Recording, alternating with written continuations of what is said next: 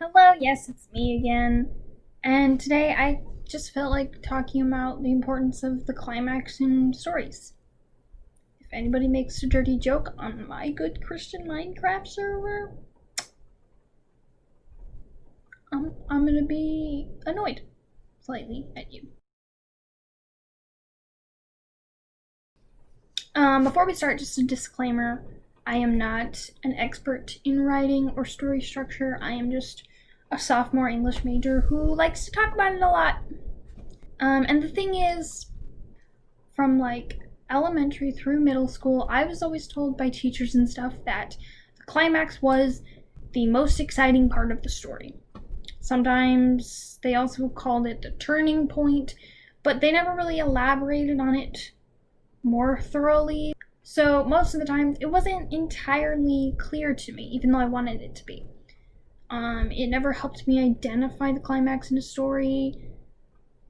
But then, my freshman high school teacher taught it to me in a very, very different way. She said that yes, the climax is often exciting and it's the moment when everything changes in the story, but she added on two specific things that are very important to a climax. First off, it's not just the point where everything changes. It's the point when everything changes for the protagonist specifically. So if another character is turning things around, then it's not the climax and we haven't quite hit the falling action yet. And if you don't know when the climax is, look to the protagonist. If you don't know who the protagonist is, look to the climax. If you don't know either one, well, you're either watching a really bad movie or reading a really bad book, or you're not very good at this. Secondly, you cannot have a climax without having a crisis first.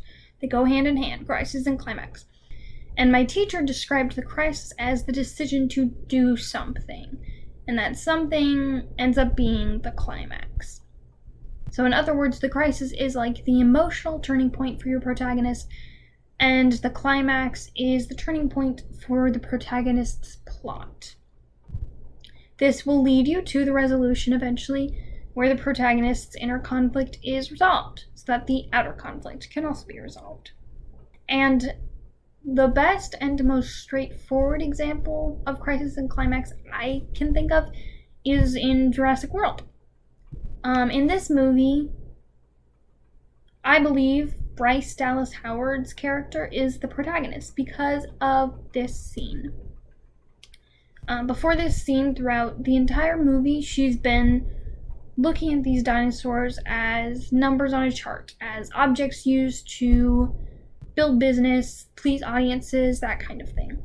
It's demonstrated that she knows very little about them, and she even underestimates the consequences of this human hubris, essentially. But we get this moment of her deciding what to do, opening the doors of the enclosure, which is the crisis.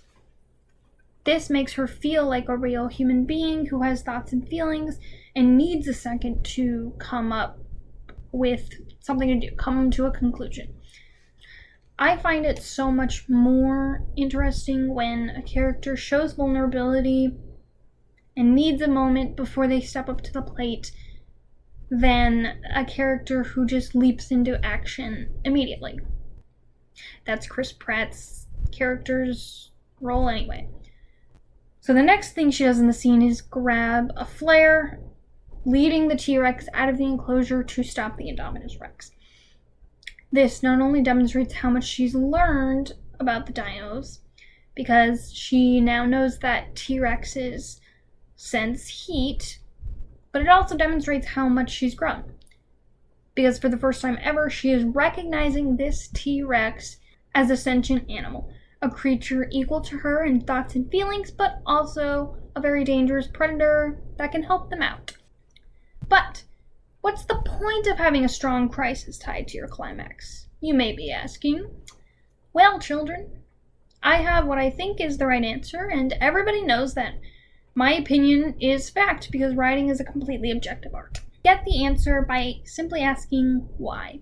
Another high school English teacher of mine once told me, and this was just about analyzing literature in general, that if you're trying to answer a why question and you can still ask why after answering it, then you haven't gone far enough, you haven't fully answered the question.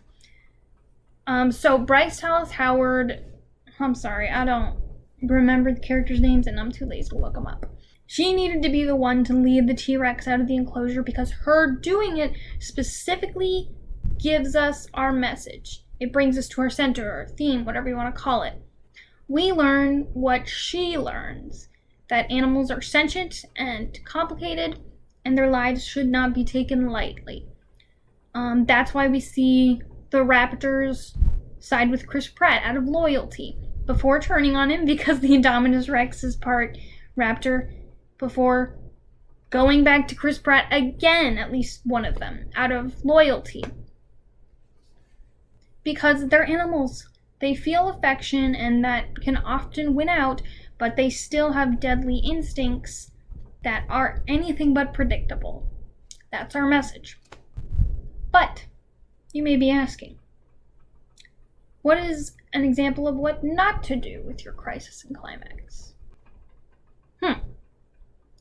What do you think my example will be from? I don't know. That's right, it's Frozen 2. I'm sorry, one day I'll stop talking about it, but it is not this day. So a problem with Frozen 2, not the only one obviously because I did make 2 40-minute videos about how much I hate it, is that it sort of splits up its climax between two characters, which could be kind of cool, but it basically mishandles both of them, so it makes it twice as bad. Actually, in one of my videos about Frozen, I talked about this paradigm that I sort of think about in my head, inspired by a sermon I heard on the biblical story of Esther. Again, to quickly run by it, it's a woman who has to speak to the king about this guy who wants to do an ethnic cleansing of her people, a people that the king does not know she belongs to at this point. And she has to break conventions and talk to him about it. And the sermon that I read basically said, you might think that she's like the chosen one and no one else would have done this if she hadn't. But the thing is, that's speaking very selfishly. The truth is, or at least the truth that we're operating in here, stay with me, not Christians, is that God is going to take care of the problem either way. It might be later, it might be a little differently, but eventually it'll get resolved. The significance of the story doesn't come from what she does, it comes from why it was her who did it. Because otherwise, someone else would have done it, you know? And I like to apply this to writing. The significance of your story, how the audience receives the message, should not primarily come from the effects of the climax. That's my opinion, but I think it demonstrates it pretty clearly. The message, the heart, should come from why it was specifically that person who carried out the climax. Why it was specifically that action. What was the internal change that happened because of it, basically. Stakes are great, but that's most important to me. And in Frozen 2, Elsa's climax, show yourself, is all emotion and barely any action. And even the emotion isn't very good or clear. In Show Yourself, she realizes that she's the fifth spirit and her mother loves her, whatever, but it feels disconnected from the rest of the movie because it doesn't teach us anything new about her or the story. Like, why is she happy being the fifth spirit? Do we even know what the fifth spirit does? Is she just supposed to help people around the world with spirit problems? If so, why is that a good job for her? She doesn't seem like a people person or even a very spiritual person. The closest thing to a good crisis in this scene is her feeling the strength of her mother's love, but the problem is her doubting her parents' love wasn't given enough time to really get paid off in this scene.